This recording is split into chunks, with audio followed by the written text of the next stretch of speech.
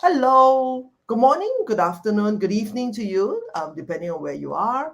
And welcome to another episode of the Serene View. I'm Serene, your host. And today with me, I have Katrin, and we are talking again about burnout. So, the whole series for this season, we are talking about burnout.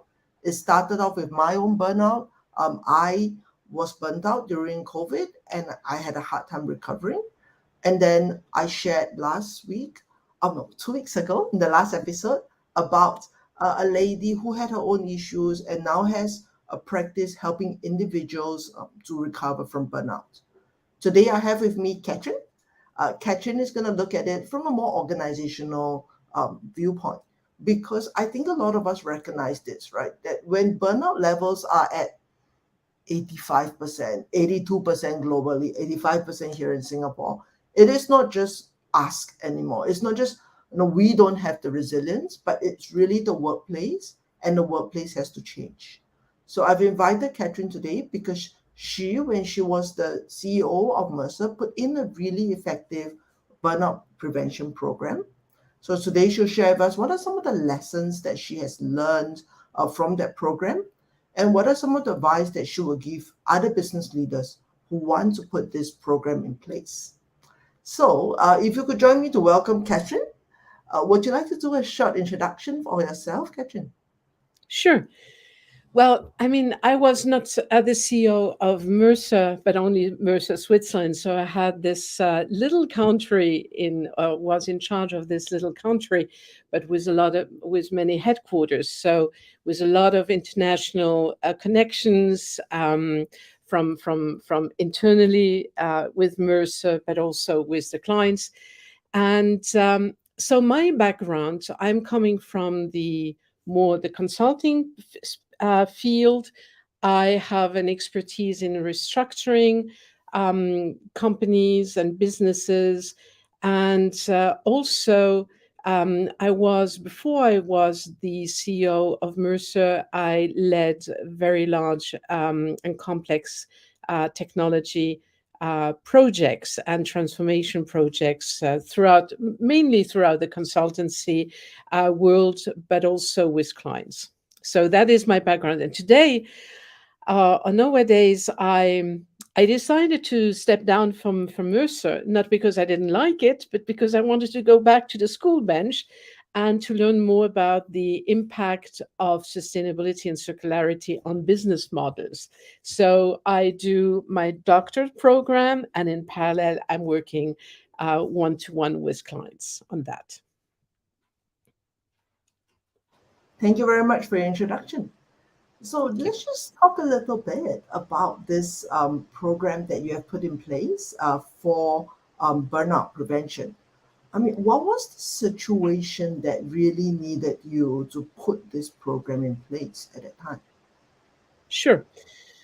I think that every responsible business leader, and especially as an employer with the CEO role, um, it is as a responsible employer, it is really important that you put in place some prevention programs, because especially with burnout, you never exactly know when and how it is going to happen. Um, and I was listening 2 weeks ago um, to the discussion you had with Kelly Swinger, and which I found absolutely amazing. When Kelly said, when you suspect that someone could be be a candidate of a burnout, you better don't approach that person, because else this person wants to prove you, as well as themselves, herself or himself, that they are under control of the situation. And it's the trap I fell into. So we had one associate who was, I noticed that the attitude, the control controlling part of this person was really, really, really strong. We couldn't really approach the person in saying, okay, maybe you can keep it cool, maybe we can help you. And the thing is, as a leader, and this is for me really important because we say so many things from, or we expect so many things from leaders. Well, first, as a leader, it is your duty to mitigate risk, to prevent them. So if the behavior, the attitude, the overwhelm of an associate becomes beyond the associate's himself or herself, it is your duty to approach that and to tackle that. But this goes exactly in what Kelly was saying. I mean, the danger there that you're going beyond what you should be doing and that you are basically initiating something which you didn't want to is pretty big.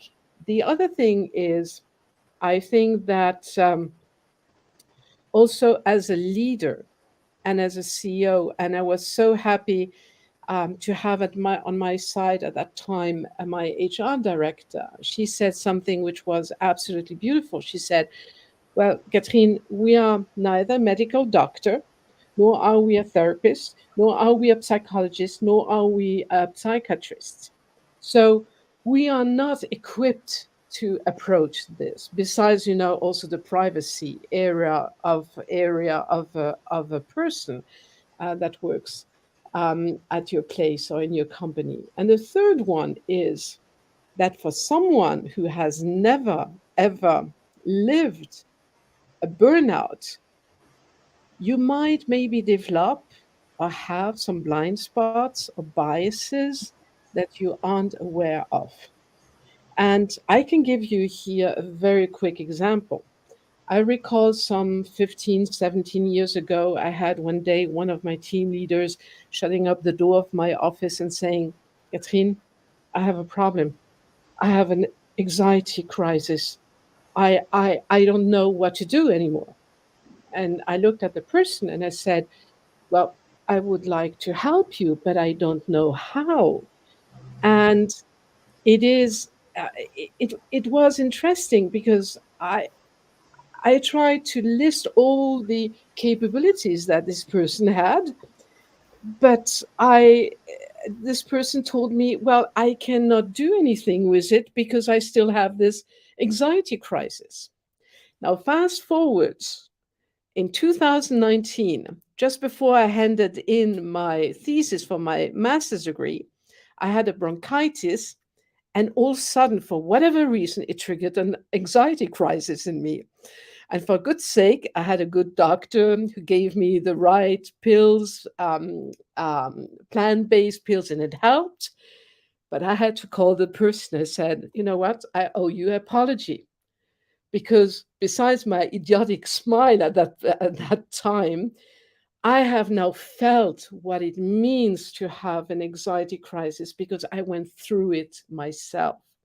So, meaning if you are a leader or an HR director and have not gone through that, you're definitely not well equipped. So, having this one associates, we thought with the HR director, okay, the only thing that we can do is to prevent, if possible, I mean, that this happens again. So we went to the overarching organization in Switzerland who is taking charge of accidents, health issues at work, insurance and prevention, rehabilitation. And we talked to them, and they were really pleased that we did the extra mile, that we went for it. And they said, okay, go back to your health insurance insurer and talk to them. And I can only say that to HR people, I mean, here in who will watch it, as well as to CEOs or leaders, go for it. These insurers have really good prevention tools. So, how did it happen for us?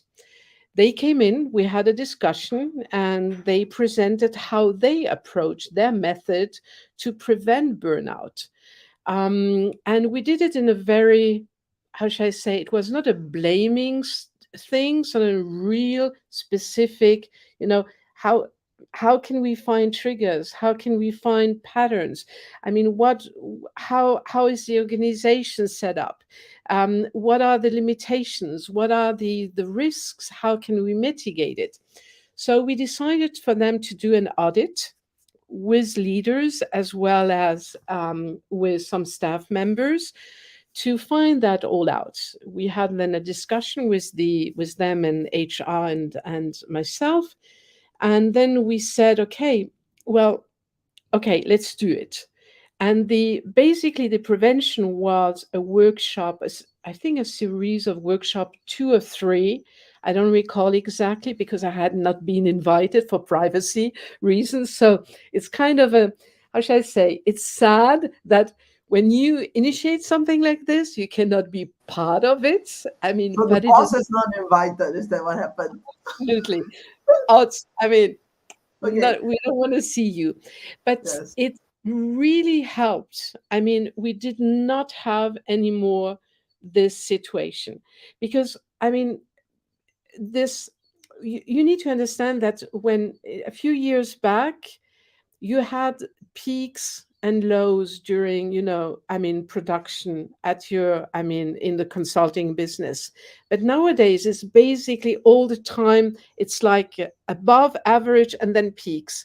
And so if you don't have enough people at hand, who are, I mean, enough experts, it can really lead really quickly to that situation. Now, the workshop, what I know, consisted of talking with the associates about what is burnout, what are the prevention that you can do yourself to protect yourself, how can you push the boundaries for the burnout until you fall into a burnout, so that you have enough space around you to organize yourself with the work, with how you're handling situations. And I must say, it has been really, it was impressive. It costed us something. I mean, for the ones who are running the business. On the other side, your your insurance fees are not rising. They are maybe even lowering. So it's a zero sum game. So it is a win-win for everyone. Do you think that you actually got your ROI or even more from this from the cost that you spent? That is a good question. Um, we had some discussion with our team leaders, and the division leaders. I don't think so because I used to be a quite, well, pushy person, a leader. I must say it very openly, but I've never experienced something like this before. I never did, and so for me it was almost like something, I mean, I could not accept to have in my organization. And just be, we need also to see that I had only um, three locations and 100 to 120 people, meaning I knew everyone. And so it is absolutely, for me it was my duty, my ethical duty to prevent something. I didn't want to have that happen. No, I don't think that it had an an impact. It was a difficult time, though, for the colleagues who had to then, especially for the person who then really experienced the burnout and was away for, I think it was 2 or 3 months, to absorb the work that this associate was doing. But besides that, no. I think that we have been a too small organization and that I was too aware of, how should I say, the balance, the very thin line balance there was in my organization, that I could not allow myself. I didn't have enough mass, if you want to, that if I have 10, let's say 10 or 20 burnouts, yeah, I can somehow manage it because I have, 200 other, or I can spread it over 200 other people. So, with small organizations, you should be better aware of, taking care of every single individual so that they can continue to function as they should, and as you are also, as they, I mean, you offering them also the possibility of growing, and with the experience in your company. I just maybe to reiterate what you've covered, which is a Mhm. lot, and I think it starts off with actually you seeing your seeing people being burnt out in your organization. And obviously, I mean, as leaders, we need to ask ourselves, right, are we equipped to deal with this burnout? Are we equipped to work on the burnout as a situation? And a lot of the leaders may have, they may have biases, they may not be able to, deal with it. Right? So they are ill-equipped to deal with mental health, and as a result, what you decided to do instead is to start to prevent it. And I was very amused that you spoke to your insurers first. And because, I mean, my first fear as a leader will be, will they increase our insurance sum, if they realize that, right? But as you said, they do have good prevention tools, and it is in their interest to also prevent it in organizations. Right? And then you looked at what were the triggers, what were the risks, how do you mitigate it, and you did an audit, which I thought was excellent, right? To really find the real situation within your organization. Then you put into place a series of workshops, talking to associates really about what is burnout and what they can do to prevent it. Obviously, the advice here is don't invite the boss. Don't invite the boss because the boss You may won't not be be so invited helpful. anyway. You They won't won't be be invited. They'll be right, yes. But really, it's about teaching the people how do they set boundaries, how do they give themselves that space, so that they are able to kind of push off, you know, burn out a bit further. To be fair, I think you spend the money, but you don't feel you've got an ROI. Although I think looking at it, so my background is in HR, looking at it from HR point of view, I Well, would say that if you can have, can can I interrupt you sure, with regard to the return on investment? I mean, because we it lowered our insurance rates. It was right. an return on investment. What I was talking about was more an return on investment with regard to the work. Where could we be more efficient, or have we changed something?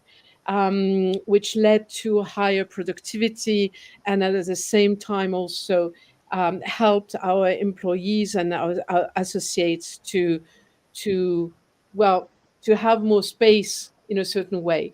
That no, that no. So you did get back your money from the insurers, Yes, but yes. maybe not from a kind of increasing productivity point of view. But as you said, I mean, you felt that it was an ethical duty for leaders to deal with it. And also, I mean, you may say that your organization is small, but even in larger organizations, I realize this, right? That most people are stretched. And if you have one person, down for burnout or for any mental health reasons, then that workload gets spread out and it becomes, everyone else becomes even more stretched. And then it becomes a Mhm. domino effect, right? It's an accelerating loss of people. So, for those of you who are here on the call with us, if you have any questions for Catherine, about this program or about what has happened, or if you have situations in your own organization that you are looking at, that you may want to discuss, I mean, just drop your questions, your comments into the comment page, and we can talk about it or share. So I guess from me, Catherine, is after going through this whole program, right? I mean, doing this for your organization and so forth. I mean, what's the lessons that you have taken away or the insights that you've gained from doing this? That it was first, I mean, first, it was the right thing to do. And I can only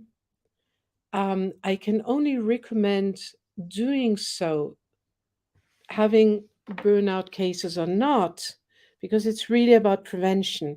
And to have an outside view, and especially your insurance company, your health insurance companies, they are really looking on how they can support you, help you.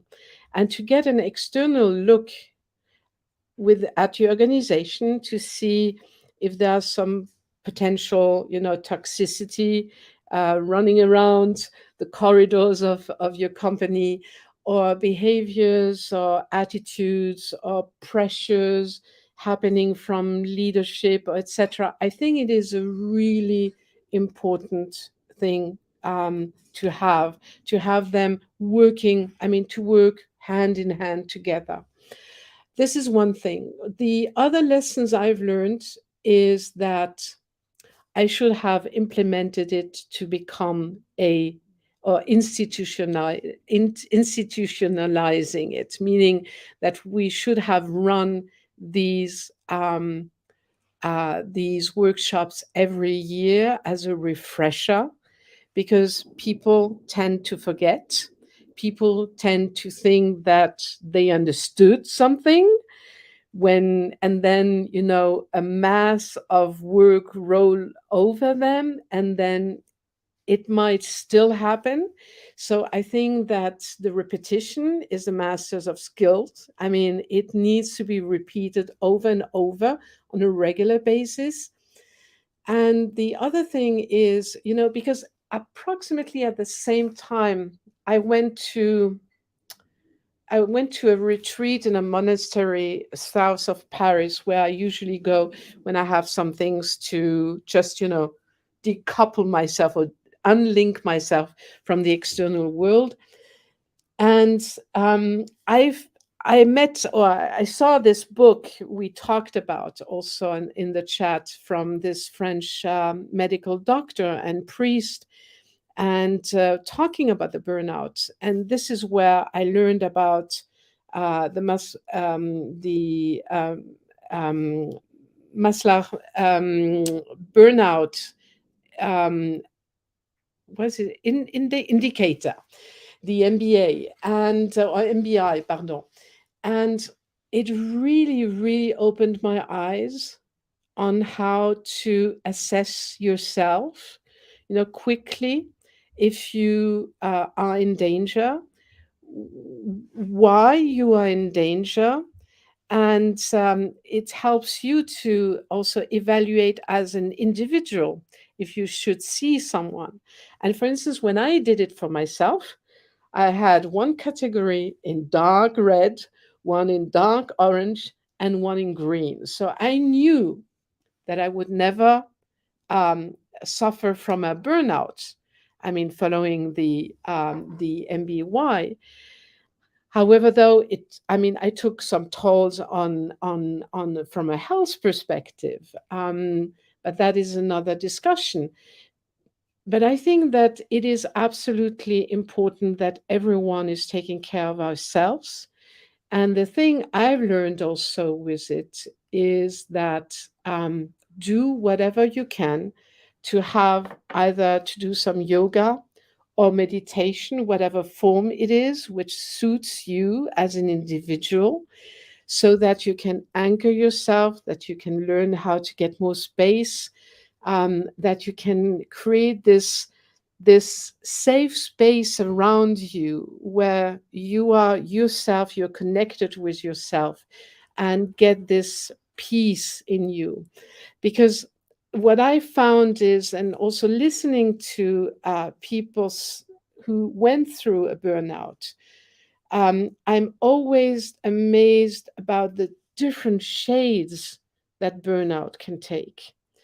And it is almost impossible for someone who is not a medical doctor, someone who knows about really burnout, when it is going to happen, and especially not as a leader. So the more you get accustomed with all these different techniques, assessments, talking with your insurance company, talking also with people who suffered a burnout, you can learn a lot from it. So these are my learnings, my personal learnings.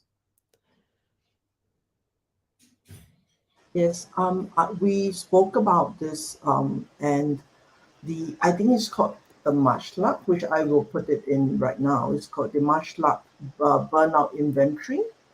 For those of you who are interested, you can Google it online. There is both a paper to it's free online. You can find a free inventory online to do it for yourself, and there's also a paper to teach you how to use it. I spoke about it in one of my posts last week as well on LinkedIn, sharing the links for all of these information. So for those of you who are interested, please go and have it checked out. You can do it for yourself. You can ask your team to do it. Because as we spoke about with Kelly, right, a lot of the times if I tell people that they're burned out, they actually work harder to prove that they're not burned out. And actually having an independent inventory is good. Like what you said, these are things that you've learned, right? That as leaders, we are not well equipped, and so Mm-mm. having somebody who is, I mean, getting something that is from someone well equipped, that could be helpful for us.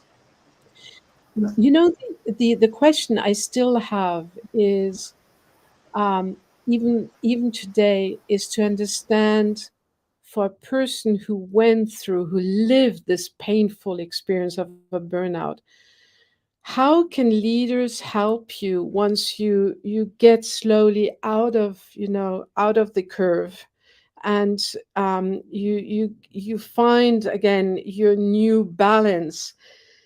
How can leaders help people who went through a burnout?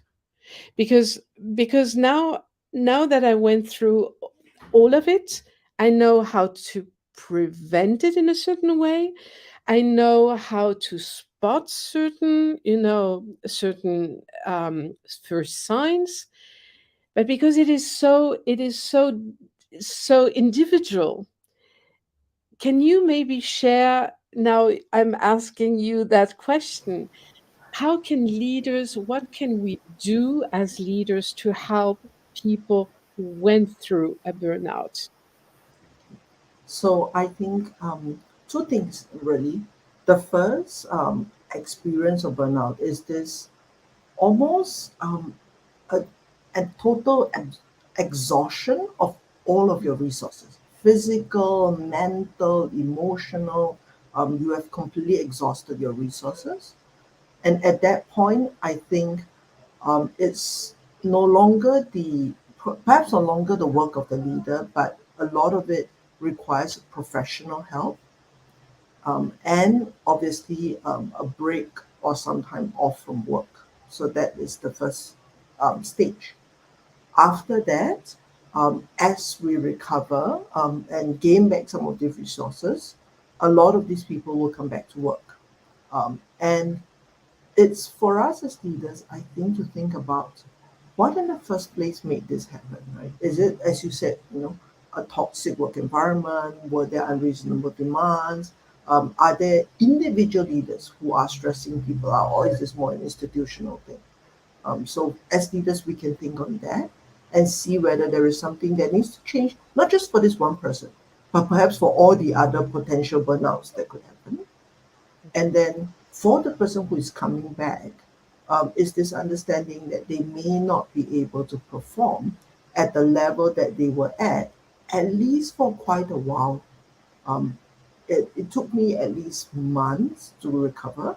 I talked to Kelly Swinger. She also had a burnout, and it took her years to recover. Hers was even more serious than mine. She was actually had several operations. She was in the hospital for 6 months, and so there will be a time where this person may not perform at the level that they used to, and actually, perhaps this person should never perform at that level because that was the level that pushed them into burnout. right? So Mhm. it's maybe rethinking what is the work that should be handled now. There are several types of burnout, and we tend to use the blanket phrase burnout, but there are several different kind of like things that are similar to burnout in terms of exhaustion, but they're not real burnout. So, for example, one is what they call starting to call moral injury, which is being asked to do something that goes against our values, and that causes an extreme exhaustion. Secondly, from a HR point of view, is doing something that is really not our strength, doing something that where we are struggling each day to be able to deliver because it's really not it's a real talent and job requirement mismatch. And then the third one is doing work that we basically feel is pointless and meaningless, and we cannot see the contribution of what we are doing to the greater to something greater than us. So those are, I think, different kind of maybe different variants of burnout. And actually, as leader, is really going down and looking at the work and saying, hey, why was this person pushed to that extreme? Is it really overwork, or is it they're doing something that's meaningless? It may not be meaningless. It could be in many organizations, especially bigger ones. There's no line of sight. I don't know how what I do contributes to my team or contributes to my organization at all. I don't know what's the meaning of what I do, and actually helping them to see the bigger picture could be one way, making work more meaningful. Secondly, looking at how you can strategize operations so that it's really not, um, we are not doing things for the sake of doing things. We are not doing an unnecessarily complicated process if this can be done simpler. And then the third one is looking at, is this person in the right job and the right fit for that job? So those I would say are the four things. Oh, and one more is the values, right? I mean, is this person being asked to do something that is unethical or against their personal values? So those are perhaps the four things that leaders can look at. Um, I do recognize that is a big ask, right? It's really a big ask because many leaders, 77% apparently of executives report that they are burnt out at the moment, and this is just like 2 months ago. So I do recognize that it is a big ask, and many leaders are burned out themselves. But I think if you are in a position of power and you do have some leeway, then, as you mentioned, right, the onus is on the people on top because it's much harder as you go down the levels for them to do anything. I think that those are some of the things that I will share. I mean, this number you're citing is really staggering because I mean, is I I do understand that. How should I frame it? Especially as a leader, we should be able to say when it is too much. I mean, it is. I know there's a lot of pressure, but at one point in time, it is we we it is also our obligation to say no when it's too much. Now, this leads me to the bias and to the blind spots that we have, that we all have in a certain way. I mean, like involuntarily, you won't admit if you are in the position that you losing control of, what you're doing and what you should be delivering and performing, and it gets on your nerves, and so it's a downward spiral. And on the other side, I think that it is also our obligation to say no because we are following a trend since the 80s, 90s, where we were trying to work with less and less and less people by putting more and more and more and more pressure. Now, it is true that it should unleash resourcefulness and creativity with that, and um, what can we do run in a more efficient way, but it should never go um, it should never, I mean, people should not pay the price for it. So for me it is still, I'm this topic really fascinates me, because it is one of the biggest signs, or signs, not signs, signs that in a certain way we are not doing, in general, we're not doing, um, or leading companies in the right way, in a certain way, if I may say so. And um, and it requires for us to review and revisit constantly. Is our approach the right one? What can we learn? How can we, I mean, what can we do better to continue to be good employers, to offer jobs to people? And especially as we are walking into more and more talent wars, I mean, even with generative AI and etc. But I mean, um, it is our duty as employers to make sure that we offer a safe place to every employee.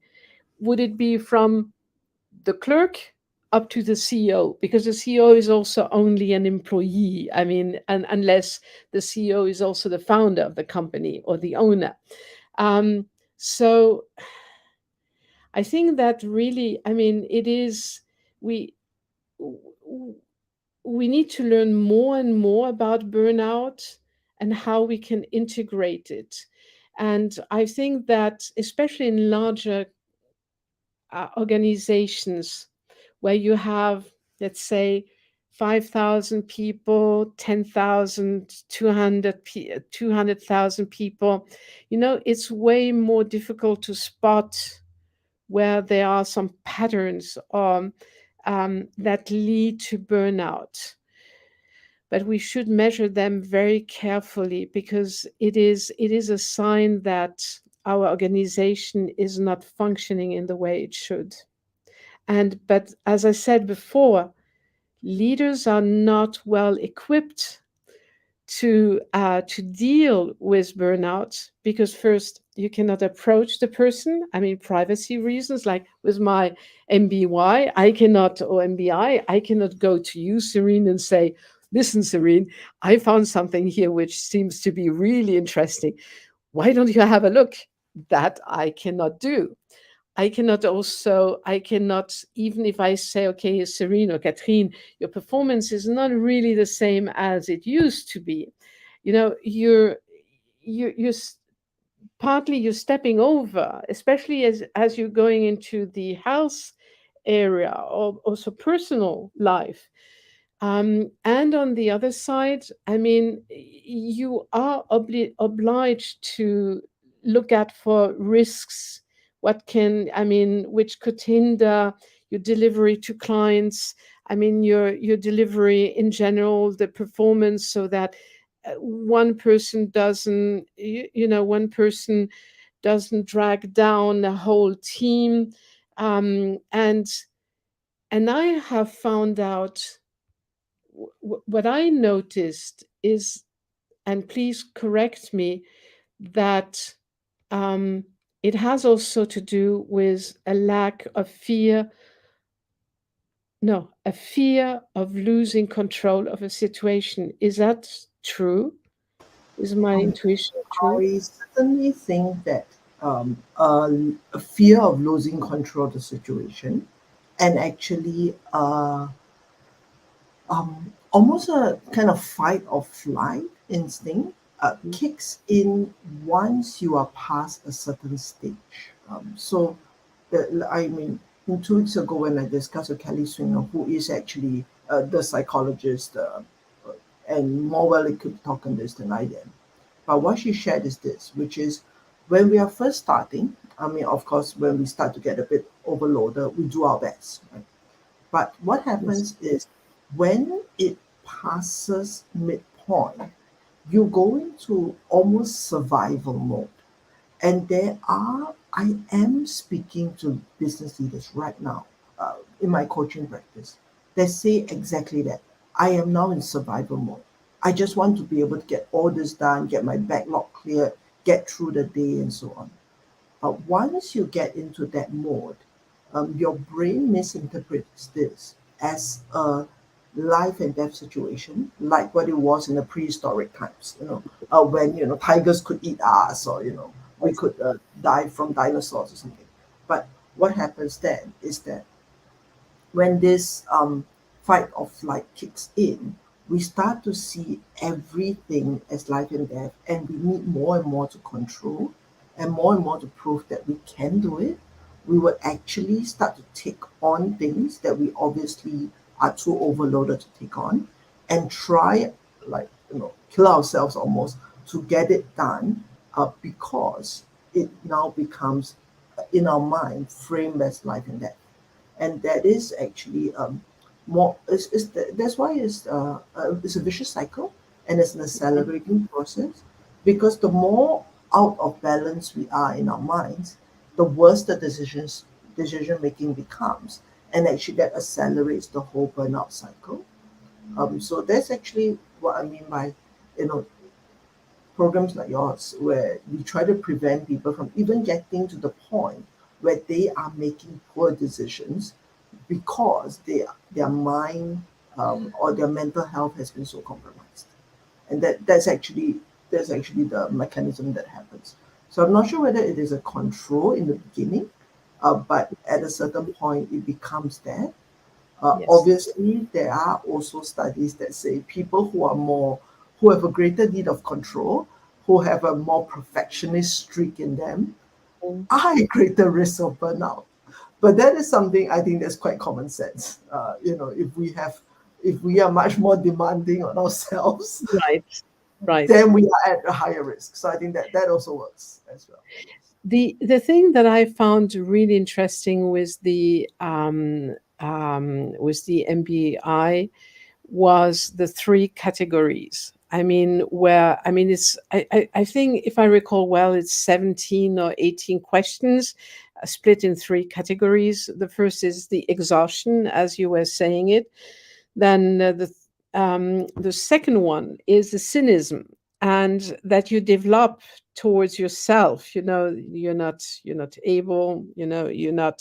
You're taking this distance from what you do. And you said it also earlier. It's about, you know what is the purpose of what I'm doing here? And so, whatever I do, it will never lead to anything worth it.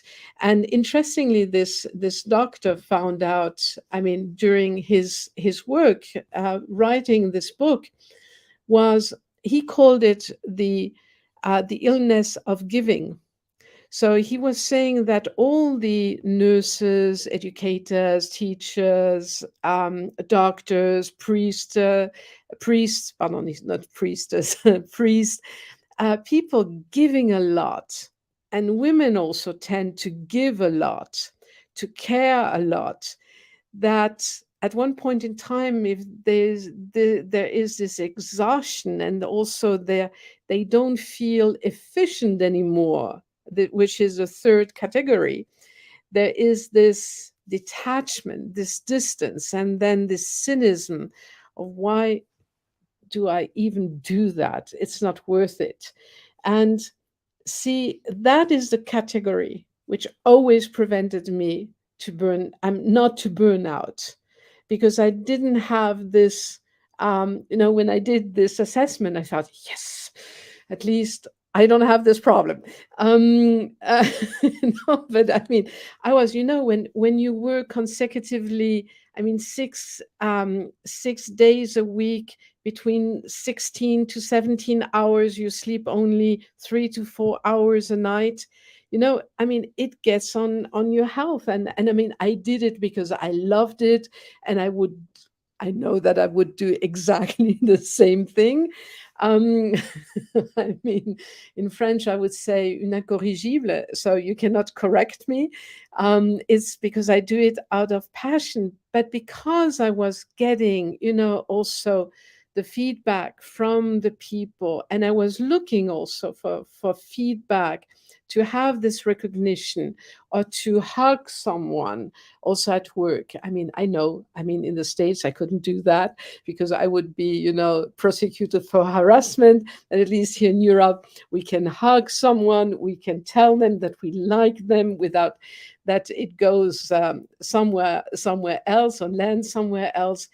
It gives you this connection with people, and this care, and you get it back also from people, when they know that if they have a problem, they can come up to you and talk to you.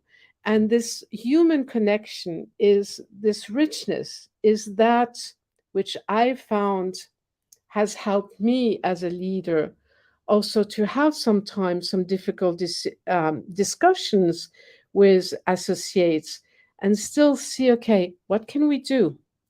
How can we help you?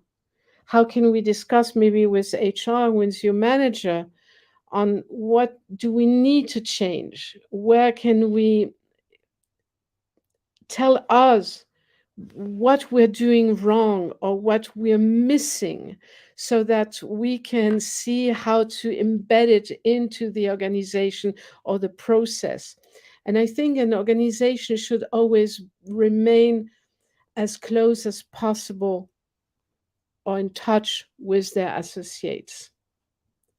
So that's, I mean, that has been the learnings for me over now 35 years working in corporate and as a consultant, where I'm saying, I mean, yeah, I mean, how should I mean, to be blunt, I mean, all the successes I had, I could only achieve them because we were a team.